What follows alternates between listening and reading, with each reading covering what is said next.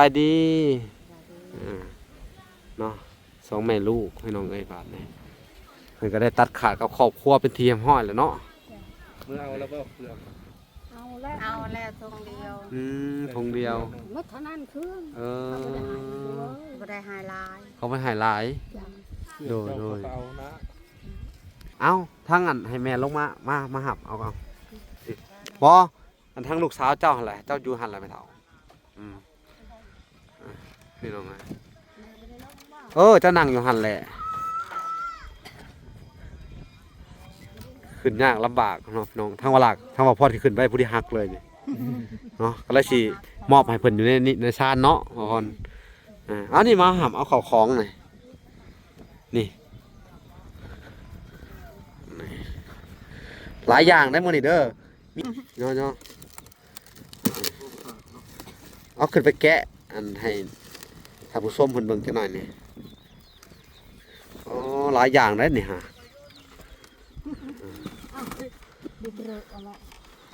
โอ้ไม่เท่าเอางอสอยกันนักเลยเห็นหน่อยสิก็ได้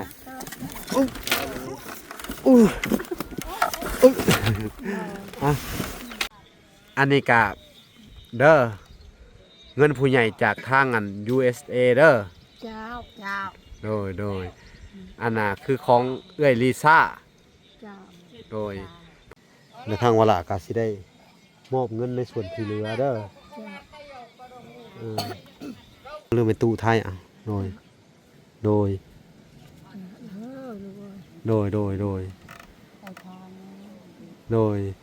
งินนี่ก็มาเจ้ากันช่วยคอยเอ้ยทำเจ้าอยู่ดีมีแหงเด้อปนีต่อไปโดยไม่นี่เด้อลูกเด้อเอ้าบ้านนี่เด้อสิบ่ให้ฟังมันยืนเด้อลูกเด้อโดยเงินนี่เด้อสิบ่ให้ฟังเด้อเงินนี่คือเงินเอื้อยลิซ่าเด้ออยู่ทางอันอเมริกาเด้ออยู่สหรัฐอเมริกาเนาะ USA เด้อและบัดนี้ทางวลาก็สิให้ชุมเจ้าเด้อให้พรเพิ่นผู้ที่เพิ่นเป็นเจ้าของเงินเด้อวลาหาเป็นสะพานบุญให้เพิ่นเด้อโดยเพิ่นภาคผ่านเบาละเด้อเอาให้เจ้าขอบคุณเพิ่นแน่เอาเพิ่นผู้ให้เงินให้ค่ำก็ให้เราอยู่ดีมีแหงเด้อให้เราคือว่าให้เราหั่งเลยมีคนเจ็บมาได้ความใครมาให้มีเด้อลูกเด้อเราผู้ช่วยคอยนี่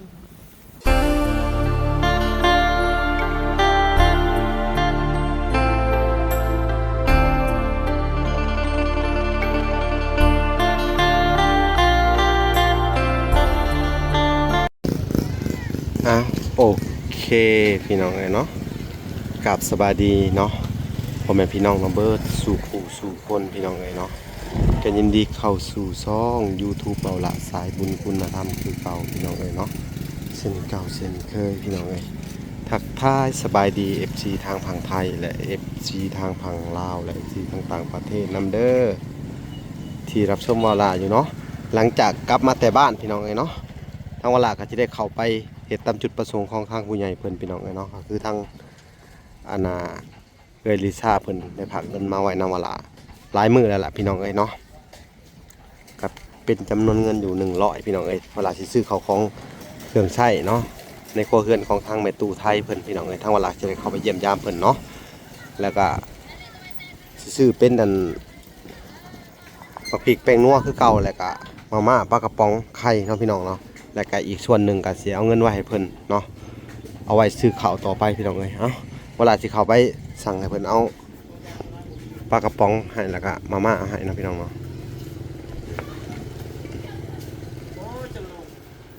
พี่น้องทางเวลาก็สิซื้อแนวใส่ซอยหรือว่าแนวกินในเฮือนชานเพิ่นเนาะปลากระป๋องอันทำให้ครัวป๋องแพ็คอะไรเนี่ย135เอา2แพ็คเอามาม่า2แก๊สเด้อ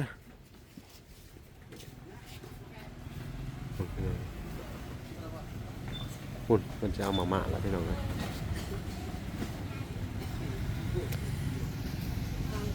าไทยปะนั่นน่ะไทยแหละเอา2แก๊ส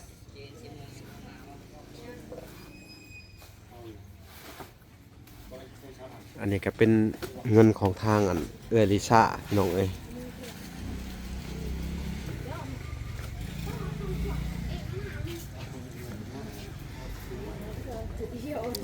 เดี๋ยวเวลาจะไปเบิ่งเรื่องถ้วยเรื่องหยังให้เพิ่นแล้วก็ไข่2แผงไข่2แผง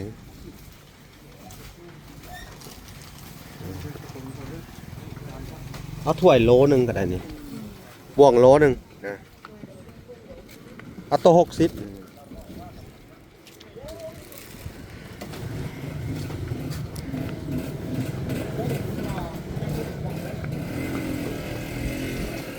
หม้อสำได้สำหนึ่งก็ได้หม้อน้อยนี่เอาโต๊ะขนาดนี่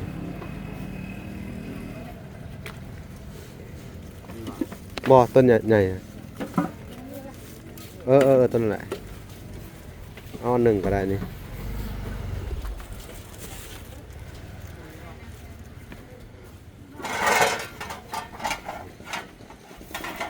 เอาใส่ไปให้เพิ่นก่อนพี่น้องที่เหลือแล้วก็สิเอาเป็นเงินสดให้เพิ่นมาพี่น้องสิให้เพิ่นไล่ว่ามันเท่าไหร่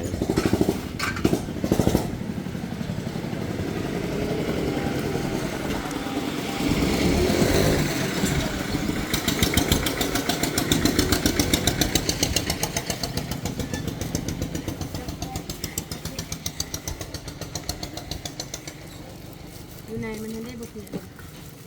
ยัง เบอร์ซาวอันนี้มันอะไร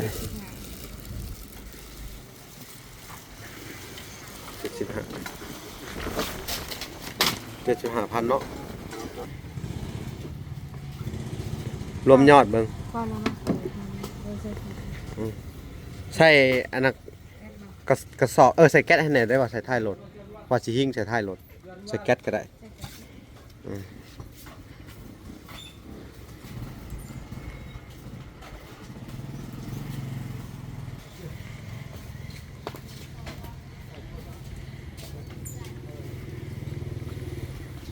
800,000 800,000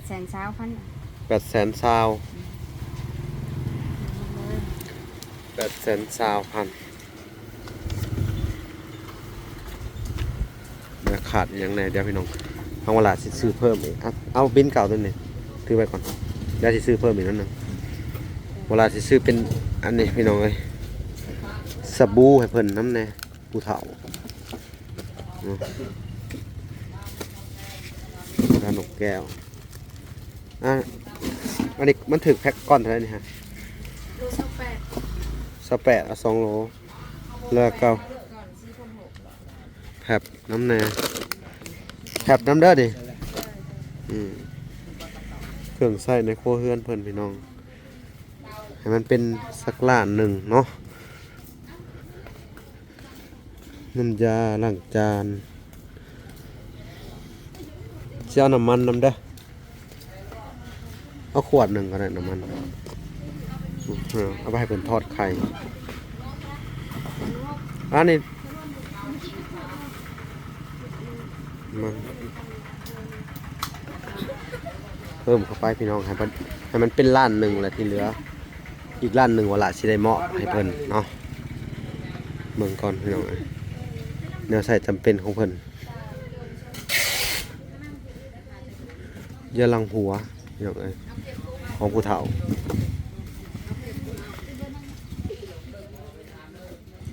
พี่น้องเอาเป็นยาลังหัวให้เพิ่นครีมนวดแชมพูตัวนึงให้เป็นจัดเข้ากล่องอันนี้น้ำเด็ดเด้อ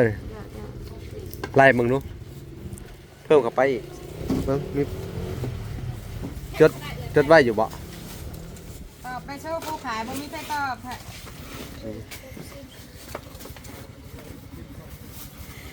แต่ไม่ใช่สายถูกพวกนี้นักนะ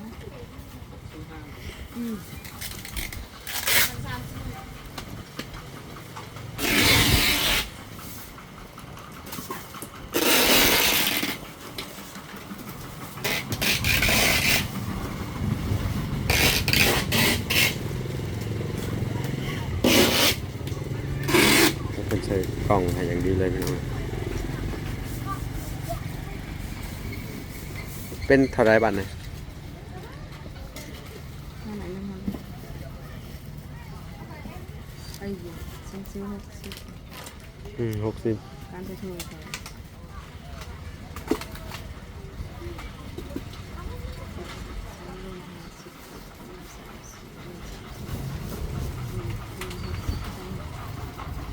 หลานหนึ่งพอดี โดยร้านหนึ่งพอดีเนาะโอเคสิได้จ่ายเพิ่นร้านหนึ่งอีกร้านหนึ่งพี่น้องเอ้ยทางเวลาก็สิได้มอบให้เพิ่นซื้อข้าวเนาะบัดนี้เพิ่นลาก็สิได้จ่ายเงินพี่น้องเอ้ยทั้งเบิดก็เป็น1ล้านพอดีเลย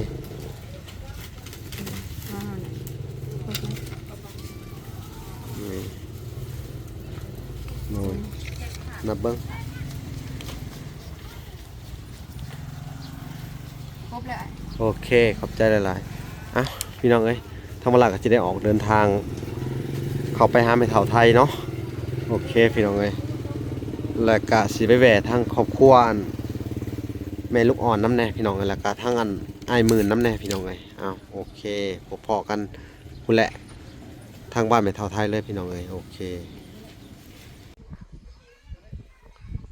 อ้าวโอเคพี่น้องในที่สุดก็เดินทางมา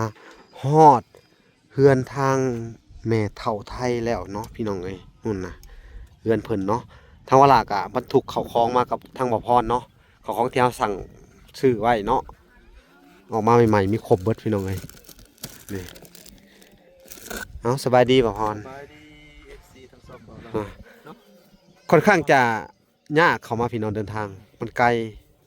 พอดีเอาสายยางหัดถ่วยมันก็เลย นี่เนาะมีแตกใบหนึ่งบ่อพรเลยนี่หักกระยามันดอกเนาะแตกใบเดียวพอเขาใส่สายยางหัดถ้าบ่หัดมันก็มาบ่ฮอดมันใช้รถน้อยเนาะมันบ่มีรถใหญ่คือเนาะสูบไปก่อน ยิ่งกันเศรษฐกิจซุมื้อนี้เนาะอิหยังกะเขาวย่างมาแพงแล้วน้ำมันกับบ่มีใช้แล้วอยู่นี่เนาะ หลายพัน เนาะอ๋อ 30,000 30เนาะ ก่อน20กว่า 30ยังบ่มีขายแล้วซุมื้อนี้เนาะสถานการณ์โลกกะ แย่ แปรปรวนหลายพี่น้องสงครามโอ้เศรษฐกิจเนาะแล้วก็ทั้งอันสุเฮากะเพึ่งยอดวิวกะบ่พอได้พอดีอีหยังเลยเมื่อยบ่ บ่พอดีโอ้เมื่อย เก่า ไกลเนาะอันนี้ก็ยังดีแต่ว่าผู้ใหญ่เพิ่นช่วยเหลือมาค่าน้ำมันน้ำแน่เนาะคือทางเอลิซาเพิ่นก็ให้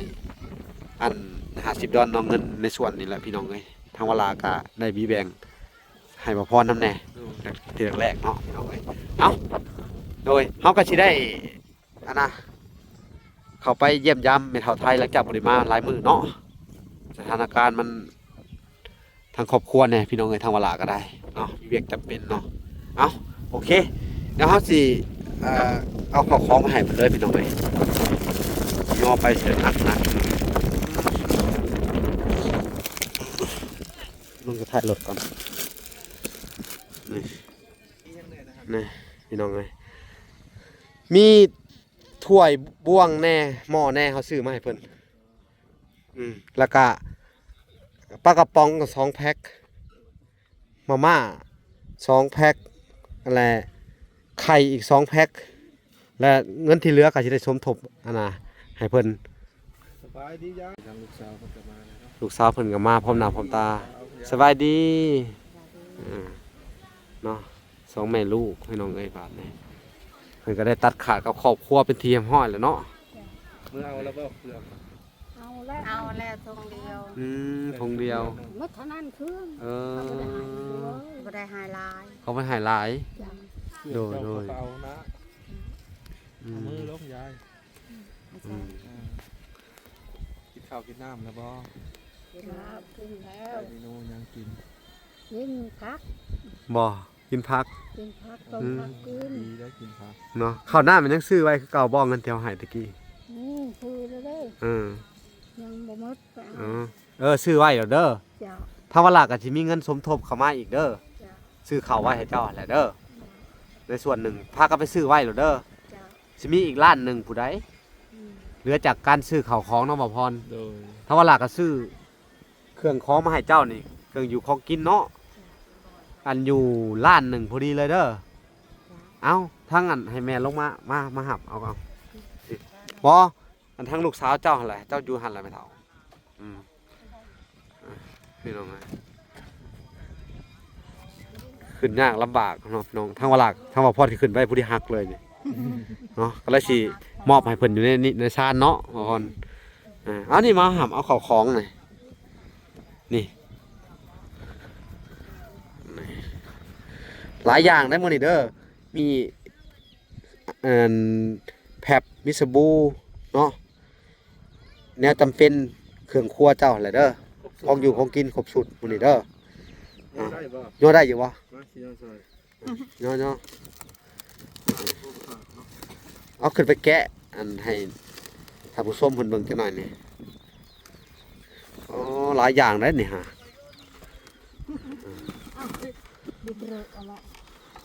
โอ้ไม่เท่าเอ้างอสอยกันนักเลยเห็นหน่อยสิก็ได้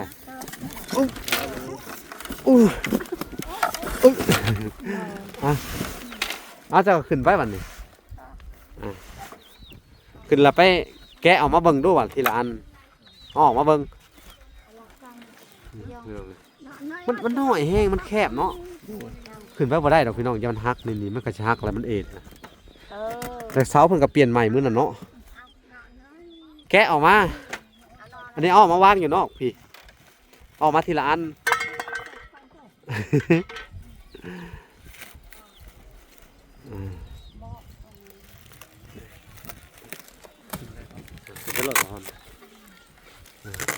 แกะออกมาเบิ่งว่ามีหยังแหน่ บ่ฮักนะคืนนอน ยันหักเนาะ บ่ มีถ้วยน้ำแหน่ ได้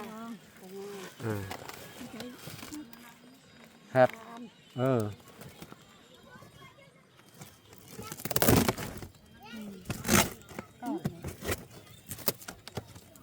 ระบาด ตอนนี้ทางยายเป็นแกะตัวผ้าที่มัน มีหยังแหน่เบิ่งอันน่ะให้เจ้าน่ะเฮ็ดอันนั้นแหน่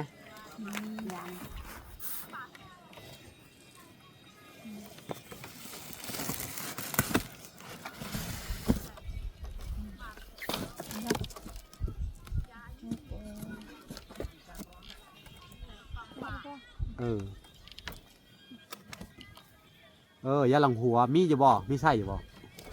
ใส่อยู่ อ๋อทอดไข่เด้อตัวนั้นเด้อ ไข่กับ2 แพ็คคือมาให้สบู่ ครบสุดเนาะบ่ล่ะ ครบสุด ทำ เล สิ ย ใช่แบบนี้ ปลากระป๋อง โอ้ ยอมแล้วก็แล้วเอาตามตัว ไก่ไก่ ไข่ไก่ เลิศ เอ้า หลายอย่างเลยวันนี้เนาะ ย่างเลยเว้ย มื้อนั้นเด้เบิดแล้วบ่ไข่ไก่ อันนี้บาทนี่พี่น้องเอ้ยหลังจากที่เอาออกมาจากกล่องเสร็จแล้วเนาะบ่พรอันนี้ก็เป็นเงินของผู้ใหญ่เด้อทางอัน USA เด้อ เจ้า โดยอันน่ะคือของเอื้อยลิซ่า เจ้า โดยเพิ่นก็พากมาแต่ดนนั่นแหละมื้อเที่ยวเฮามาแจ้งข่าวดีเจ้าหั่นแหละเด้อ เจ้า แล้วก็ทางวลาก็บ่ค่อยมีเวลาเนาะ เจ้า ก็เลยเพราะว่าทางครอบครัวเนาะ เจ้า อันน่ะผู้ใหญ่เพิ่นได้เสียชีวิตอหยังน่ะมีครอบครัวก็ได้ไปปรงส่งสกอกสการอหยัง เจ้า เพิ่นเรียบร้อยแล้วแล้วก็จังได้มาหาชุมเจ้านี่เด้อ เจ้า โดยเป็นงบประมาณอยู่100เด้อเด้อ เจ้า แล้วก็ในส่วนที่เหลืออีกเด้อมันก็สิเหลืออยู่1ล้านเนาะ เจ้า เฮาซื้ออันนี้1ล้านพอดีเลยเด้อ เจ้า 1ล้านแล้วก็สิได้มอบเงินในส่วนที่เหลือเด้อ เจ้า เป็นจุดประสงค์ของเพิ่นว่าให้ซื้อข้าวของอันนี้แหละเนาะเครื่องกินของใช้ เจ้า แล้วก็ของใช้ในครัวเฮือนเจ้านี่แหละว่าจะเป็นอัน สบู่บ่อันแพบบ่สิซักเสื้อผ้าเนาะ เจ้า เอาและก็มีเงินบาทนี่เด้อสิมอบให้ อันนี้คือเพิ่นบอกทางวาลาไว้เด้อ เจ้า ให้เจ้าไปซื้อข้าวไว้เด้อ จ้ะ ที่จริงเพิ่นอยากให้ซื้อมาแหละลากแก่มาแต่ว่าเฮาบ่มีรถลากแก่มัน เออ จาก นี่ก็บ่อดดอกดูโอ้ยเขา อืม แต่เฮาบ่มีเงิน นั่นแหละให้เจ้าไปซื้อเด้อไปซื้อไว้ เองทำไม เอ เงิ อ นซื้อเอง แล้วเฮาสิมอบเงินในส่วนที่เหลือให้เด้อ เจ้า ยังเหลือล้านหนึงเด้อ เจ้า เอาเดี๋ยวเฮาสิมอบเลยเด้อ เจ้า คือว่าพี่น้องเอ้ยจะเป็นตกปีบันไดขึ้นมาเนาะครับลองดูขึ้นมาถ่ายกันเนาะมันน้อยมันแคบเนาะ เจ้า อยู่กับลำบากลำบนหลายใช่ว่าจังไดล่ะบาด บอกแล้วมันอยากหัก เฮ้อสิฮักบ่ อย่า บ่ อย่า หักนะ กลับบ่หัก ว่าย เอาว่ะ ขึ้นไปอีก2คนพอดีเลยแล้วขึ้นเนาะได้นี่เนาะหาเรื่องเจ็บโตได้นี่เนาะ เจ้า บ่พรก็บ่พรก็ว่าหลานน้ำหนักหลายเด้6-70กิโลพุ่น เราจะเราจะเลือก ก็ เรา รอ น้ำหนักคือกัน เป็นจังได๋บัดนี้อันน่ะโต๊ะเก่าที่เฮาซื้อให้ยังอยู่บ่ ยังบ่หลาย เจ้า ก็บ่ได้ซื้อมาเพิ่มให้เด้อ เจ้า โดยซื้อมาเพิ่มให้เนาะ เจ้า ในส่วนของงบประมาณเฮ็ดเฮือนเฮ็ดซ่านนี่เฮาก็ยังบ่ทันได้มีเด้อ เจ้า สู่ไปก่อนเนาะอดเอาก่อนเนาะเพราะว่าซุมื้อนี่สถานการณ์โลกมันก็เปลี่ยนแปลงหลายอย่างเนาะ เจ้า เพราะว่ามันเป็นเกี่ยวกับสงครามแน่ซึ่งเฮาก็เฮ็ดเบิ่งข่าวกับเป็นตาย้านเนาะ เจ้า อันน่ะเศรษฐกิจก็บ่ดีบัดนี้น้ำมูกน้ำมันก็เบิด เจ้า เนาะอันน่ะการขนส่งมันก็ลำบากน้ำมันก็ราคาแพงซุมื้อนี่ถ้าชุเฮาเข้ามาหาชุเจ้าก็บ่ก็ไกลหนึง เจ้า วันใดวันหนึ่งที่บ่มีน้ำมันน่ะสิได้ย่างมาหาชุเจ้านี่คือสิเป็นไปบ่ได้ดอกมัน โลกก็เปลี่ยนแปลงไปแฮงอะลิเนาะ เจ้า ปอจากบ่อนที่ผักซุมเฮานี่ก็มาหาชุเจ้านี่ห้วยเกือบ30กิโลพุ่นบ่ดักเนาะไกลได อืม แต่หนทางมันก็ยากแน่เนาะ ทางยาก บ่ค่อยได้เข้ามาหากะอดเอาก่อนเนาะ เจ้า ถ้าว่าอันเป็นไปได้พี่น้องเอ้ยเนาะก็อยากให้เพิ่นมีกระต๊อบใหม่อยู่จักเฮ็ดจังไดมันบ่มีตาเป็นหยังกับกระพริบตลอด มัน ฮะ แป้นนะนี่ เออ นี่ยิบอยู่นี่ มันกระตุกตลอดเลยเนาะ จาก เจ้า เบื้องได้ จักเป็นพี่ช้าง นี่เบื้องนี่ มันกระตุก เจ้า ตามาตุกเลยเป็นแต่รถเหรอบ่ บ่มันที่เป็นกระโดนเลย มาหากับ เวลามันมือหัน โอ้มันกระตุก สั่งบ่ บ่ ได้ ได้ เห็น หักยา อืม นี่ให้ยาใช่ โอ้ตากระตุกนี่พี่น้องเอ้ยตากระตุกมึงเนาะ เบิ่งเด้ออืม เออบ่ฮู้ว่าโลกอันหยังเขาก็ยังบ่ฮู้เด้อ เจ้า ขอโทษขออภัยนะแม่ตู้อดเอาก่อนอย่าไปสีมันเด้อจันมันตาบอดได้ครับสีเด้อ เจ้า มันอาจจะเป็นอันน่ะซีนเฮากระตุกหรืออิหยังหั่นน่ะเด้อ ฮะ มันกระตุกเองมันก็อย่ามันแหละเด้อ เมื่อวาน มันอยู่บ่ม่วนเนาะ เจ้า เอาอดเอาก่อนสู้ๆเด้อ เจ้า นี่พี่น้องเอ้ยตากระตุกเพิ่นว่าอยู่บ่เนี่ยอยู่บ่ม่วนเนาะ มัน หาก็เป็นปีนี่บ่ 2-3 โมงนั่นแหละ อย่าไปสีมันตากระตุกเบิ่งที่เฮาก็เคยเป็น แต่ว่ามันบ่ม่วน เอ้า บ่ม่วนแล้วเนาะ ในทางวลาก็สิได้มอบเงินในส่วนที่เหลือเด้อพี่น้องเอ้ยสิได้มอบเงินในส่วนที่เหลือให้เนาะเหลือ1ล้านพอดีเด้อได้อีกส่วนหนึ่งฮะทางวลาก็เอาไปซื้อยางหัดรถน้ำแน่มันยังเหลืออยู่ล้านหนึง มันติดแล้วไก่ ต้องหัดเข่าคล้องหัดกล่องนั่นแหละมาเด้อนี่แหละพี่น้องเอ้ยก็สิให้เพิ่นไปซื้อข้าวซื้อหยังไว้อันนี้ก็เงินเพิ่นฝากมา มันอยู่ในบ้าน เพื่อให้ครอบครัวเม็ดเฒ่าไทยเนาะหรือเม็ดตู้ไทยอ่ะโดย ลูก โดย เอาทาน โดย เอ้ยเงินอันนี้ก็มึงเจ้ากันช่วยคอยอยู่เอ้ยทำเจ้าอยู่ดีมีแหงเด้อตอนนี้ต่อไป โดย ไม่นี่เด้อลูกเด้อ เอ้าบ้านนี้เด้อสิบ่ให้ฟัง มันยืนเด้อลูกเด้อ โดย ทุกเจ้าก็ได้ เงินนี่เด้อสิบ่ให้ฟังเด้อ เงินนี่คือเงินเอื้อยลิซ่าเด้อ เจ้า อยู่ทางอันอเมริกาเด้อ อืม อยู่สหรัฐอเมริกาเนาะ เจ้า USA เด้อและบัดนี้ทางวลาก็สิให้ชุมเจ้าเด้อให้พรเพิ่นผู้ที่เพิ่นเป็นเจ้าของเงินเด้อ เจ้า เวลาหาเป็นสะพานบุญให้เพิ่นเด้อ เจ้า โดยเพิ่นภาคผ่านเบาละเด้อเอาให้เจ้าขอบคุญขอบคุณละเพิ่นแหน่เอา เพื่อนผู้ค้าให้เงินให้ ค่ำก็ให้เราอยู่ดีมีแห้งเด้อให้เราคือว่าให้เราให้เราหั่งไรมีคนเจ็บมาได้ความใครมาให้มีเด้อลูกเด้อเราผู้ช่วยคอยนี่ให้ตลอดปลอดภัยให้เป็นเจ้าเป็นนายเราค่ะให้หั่งให้มีให้บุญให้ยืนก็มีต่อไปให้อายุเราท่านประชาด้วยลูกเด้อจ้า สาธุเนาะ วัฒนานนะลูกเอ้ย โดยทางวลาก็โมทนาบุญนํเพิ่นเด้อ เจ้า เพิ่นภาคมากับเพิ่นสงสารเจ้าแม่ตู้เอ้ย เจ้า เด้อ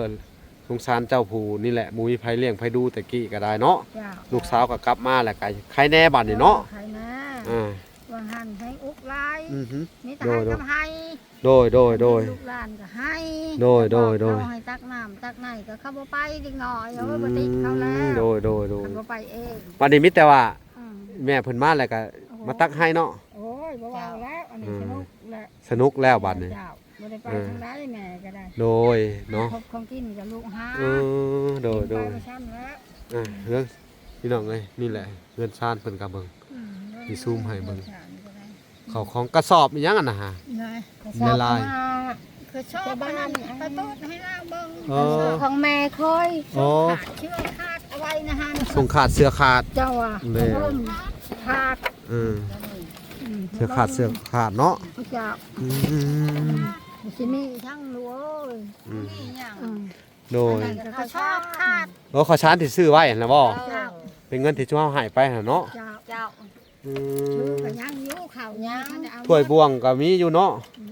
นี่แล้วก็ทอดนี่แล้ว โอ้มีเท่านี้เนาะแล้วก็เขาก็ซื้อหม้อมาเพิ่มให้เด้อ เจ้า เจ้า นี่ซื้อมาเพิ่มให้เจ้ายันบ่มีหม้อใหญ่ เจ้า บ่มีแล้ว บ่มีสิ มีแต่หม้อน้อยๆอันเดียวเนาะ อันเดียว เอาเด้พี่น้องมีอันเดียวเลยเด้ อืม ทั้งเวลาก็คือพ่อว่ามันมีหม้ออันเดียว เจ้า อันนี้เฮาก็ลืมซื้อหม้อกระทะมาทอดไข่ให้เจ้ามีบ่หม้อกระทะ บ่ บ่มีทอดแทนนี่ก็ได้เด้อสัวข้าวน้ำมันก็มีแหละเด้อ เจ้า นี่ทอดเอาไว้ทอดไข่กินเด้อโดยเอาดีมกดีใจนำเด้อที่เพิ่นเห็นแล้วเพิ่นก็เอ็นดูเมตตาสงสารนี่แหละพี่น้องเอ้ย อืม นี่เรื่องเฮือนนี่กระต๊อบเพิ่นนี่จักเฮ็ดจังไดทางเวลานี่ก็บ่มีงบประมาณจักเฮ็ดจังไดเนาะ เจ้า ถ้าบ่มีผู้ช่วยก็อดเอาก่อนเด้อ เจ้า สู่ไปเรื่อยๆช่วงเฮาก็สิคอยมาแวะมาถามไทยเรื่อยๆอยู่ดอกเด้อ เจ้า สู่ๆอดเอาเพราะว่าเพื่อสิเข้ามาฮอดมันก็ไกลพี่น้องเอ้ยเนาะ เจ้า แล้วก็แถวนี้มันก็บ่มีสัญญาณอินเทอร์เน็ตอีหยังเลยเนาะ บ่มีแล้วลู และก็ไฟฟ้าก็บ่มี บ่มี อืมอยู่กันแบบดึกดำบรรพ์เลยเนาะ เจ้า แบบบูฮานพี่น้องเอ้ยเนาะ ชูบ่หานตะกี้ คือบูฮานแต่กี้เลยเนาะย้อนไปเมื่อเกือบ6-70 ปีที่แล้วพุ่นแหละนี่บ่มีไฟฟ้าบ่มีหยังเนาะอยู่กันแบบ เจ้า มืดๆเลยเนาะ เจ้าอันเขาให้ออกอยู่พุ่นอยู่ไฟฟ้าหันหันในบ้านนี่เขาบ่เลิก เขายังคิดฮอดบ้านเก่า เขาสิได้นี่เขาบ่เลิก สิได้ให้ได้นะ เจ้า บ่มีเงินสิไปปลูกเรือนใหม่นำแน่เนาะ เจ้า อืม อืม ก็ออกไปมีดินบ่แหละออกไปอยู่พู้ ก็ไม่ใช่ก็ไม่ อยู่นอก ที่ช่างไม่ได้ชื่อดอก เจ้าคือบ่ไปอยู่พุ่นซะอ๋อไปบ่ได้เนาะมันอยู่น้ำลูกน้ำหลานเนาะ ลูกหลานอยู่ผี ลูกหลานบ่พาไปแล้วก็แล้วเนาะ เจ้า อืม อยู่กับพุ่นก็ได้ลูกหลานอยู่พุ่นก็ได้ มีกันบ่ลูกหลานอยู่นอกค่ะ นี่ โอ้ เขาอยู่กับพุ่นคอยก็คึดนี่นี่คึดเย็บออกก็อยู่พุ่น อื อยู่ ม ทางขนุนพุ่นสบาย ไปบ่แหละบัดถ้าเกิดว่ามีงบเฮ็ดกระต๊อบสำใดสำหนึง จังหวะ เนาะ เนี่ย ไปอยู่นอกผู้ชอบก็เที่ยวเข้ามานี่ก็ลำบากอยู่ได้นี่ ลำบากอะไรแล้ว มันไกลเนาะ เจ้า ถ้าว่ามีงบเฮ็ดกระต๊อบไปเฮ็ดอยู่นอกผู้เนาะ เจ้า แล้วจะสิมีดินอยู่บ่แม่ไทย ไม่ได้ชื่อไม่ได้ขายดอก เพิ่นให้ ใครจะปลูกไม่ใช่กระปุก เออ นี่ก็คือกันเจ้ากระปุกนี่กระปุกไอ้ปุกไม่ใช่กระปุก แต่ว่าดินน่ะมีเจ้าของแต่เขาบ่ให้ซื้อ เออ บ่ให้ซื้อบ่ให้ขายให้อยู่ได้ บ้านตะกี้เพิ่นออกมาตั้งบ้านว่า อืม มาชื่อบ่ขายเด้อพอจะเฮ็ดอะไรก็เฮ็ด โอ้ใครแน่สุเจ้ายังเป็น อ่า โบฮานอยู่เนาะ เจ้า บ่คือบ่อนอื่นต้องซื้อได้ดินนี่เนาะ ป้านนี้ก็จะชื่อ เอออยู่นี่ใครเนาะ เออ มีแต่ว่าปุ๊กกระต๊อบเขาเลย โอ้ ได้เลยเนาะ เจ้า โอ้ยพี่น้องเอ้ยถ้ามีงบทางวลากะอันน่ะให้กระต๊อบได้เลยเพิ่นว่า จ้ะ เอาคือว่าสบายขึ้นเนาะอันนี้มันแบบว่าชนบทแท้ๆเนาะสมเฮานี่พี่น้องเอ้ยยังดั้งเดิมทางวลาเดินทางมาก็ได้ บ่ได้ซื้อ เนาะ บ่ได้ขาย มือซื้อบ่ได้ขายเนาะ จ้ะ บ่ซื้อ น่ะบ่จำนำบ่ได้เพิ่นว่าเรื่องดินนี่คือทางหัวหน้าในบ้านเพิ่นบอกเรียบร้อยเลยเนาะ จ้ะ แต่ว่าอยู่ได้เลยเนาะ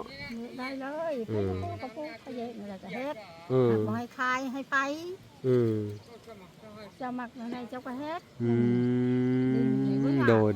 ยแสดงว่าถ้ามีงบเฮ็ดกระต๊อบแล้วเฮ็ดได้เลยเฮ็ดบ่ได้ก็ได้ เฮ็ด อื เฮ็ด ม อะไรก็ได้ นี่แหละพี่น้องเอ้ยอยู่บ้านเพิ่นก็ยังอันธรรมชาติอยู่เนาะแต่ว่าเรื่องดินดอนต้นหญ้าเฮ็ดไร่เฮ็ดนานี่ คือแล้วแต่ครอบครัวไผมีเนาะ จ้ะ ไผมีแล้วก็แต่ก่อนเมื่อหลังก็ได้พี่น้องเอ้ยมีแต่ปู่แต่ย่าคือครอบครัวสุเจ้านี่ก็เจ้าก็มีเนาะให้นาตะกี้ วันนี้นะจังหวะ แต่ว่าตกเป็นมูลของผู้ชายเนาะ จ้ะ ผู้หญิงเพิ่นบ่ให้ เพิ่นบ่ให้ บ่ให้เนาะ จ้ะ คือเฮาเว้ากันนั่นแหละ อืม แต่ว่าส่วนหลายพี่น้องเอ้ยผู้หญิงนี่เผาอันนี้สิไปสู่ลูกสู่ผัวแล้วก็ไปกินน้ำลูกน้ำผัว เนาะ นั่นละ แนวนั้นเนาะประเพณีนี่เนาะ จ้ะ เปลี่ยนบ่ได้บ่แม่เฒ่า ได้อยู่ครับมันหลายใจคน อืม ผู้มันดีหันเจ้าได้ พี่น้องนี่ได เจ้าคันผู้บ่ดีหันเพิ่นบ่ให้เจ้า บ่ให้เนาะ เจ้า คือเจ้านี่ก็บ่มีสิทธิ์เลย บ่ แสดงว่า พ่อแม่ก็อยู่น้ำคอยมดน้ำคอยเฮ็ดบุญชักเฮ็ดบุญแม่มดค อื น ม นี้ทั้งยังเขาได้ ยังบ่ได้มูลให้มูลหน้าก็บ่มี โอ้ย เพิ่นหันป้านนี้เพิ่นบ่ได้เชียร์นำ เออ เพิ่นได้ เพิ่นได้ เพิ่นลุกคอยบ่ได้หาย เป็นน้องเนาะ เนาะ เนาะก็ย่าแหละถ้าเฮ็ดจังไดพี่น้องเอ้ย ย่า มัน อันนี้ก็บุญว่า อืม พวกเจ้ามาเฮ็ดให้คอยอยู่เอ้ยคอยก็ว่ามีบุญหลายเติบ อืม นั่น ที่ว่าเขามาซอยเรือเจ้านี่บ่ เจ้า อืม มีบุญหลายเติบคอยว่า อืม มาช่วยเพิ่นมาเบิ่งมาแย่ง โดย ว่าคอยสิมีให้ก็ให้คอยบ่มี เนาะมีแต่ขนาดกระต๊อบกันยังซ้ำนี่เนาะ เจ้า พี่น้องเอ้ยแต่ว่าเรื่องดินในหมู่บ้านนี่เขาให้ปลูกได้เลยบ่อนเลย ไม่ เนาะ ใช่กระปุกจะมักไม่ใช่ก็อยู่ แสดงว่าย้ายออกไปหลายเฮือนเติบได้นี่เนาะนี่ ได้หมด บ่เพิ่นย้ายหนี้หลายเฮือนเติบได้นี่เนาะ เจ้า อันนี้ก็แม่นบ่เฮือนเก่าบ่นี่ อันนี้ว่าต้นพร้าว อันนั้น นี่ว่าต้นพร้าวนี่ไหนแต่ก่อนเป็นเฮือนบ่ เพื่อนก็ดี เออ เขายกมาไปสิขึ้นไปอยู่ อ๋อเขาย้ายออกไปนอก อยู่คุ้มเขาบ้านพุ่นแหละ อ๋ออยู่ในคุมผู้บ้านพุ่นเนาะ จ้ะไปอยู่พุ่น พี่น้องเอ้ย ในบ้านนี่ก็เขาให้ย่ายกับพุ่นละหักบ่ย่าย อืม เขาสิได้บ่เว้าแล้วบ่ติเขาแล้ว เฮือนหลังบักใหญ่เฮ็ดแล้วเนาะ ออคือชาติยักมั่ง อืม อยู่ไป โดยเอ้าจังได๋ก็สู้ๆเด้อแม่ตู้เด้อ เจ้า ทั้งเวลาก็มาเยี่ยมมายามแหละที่ได้เขาอันไปให้แวะหาทางไอ้หมื่นต่อเด้อ เจ้า โดยเอาโอเคเด้อคลิปนี้ก็สิได้ขอตัวลำลาก่อนพี่น้องเอ้ยพบพ่อกันคลิปหน้าเด้อคลิปนี้ก็สิได้ขอตัวลำลาไปก่อนพี่น้องเอาสบายดีและสวัสดีพี่น้องเอ้ยพ่อกันใหม่บ๊ายบาย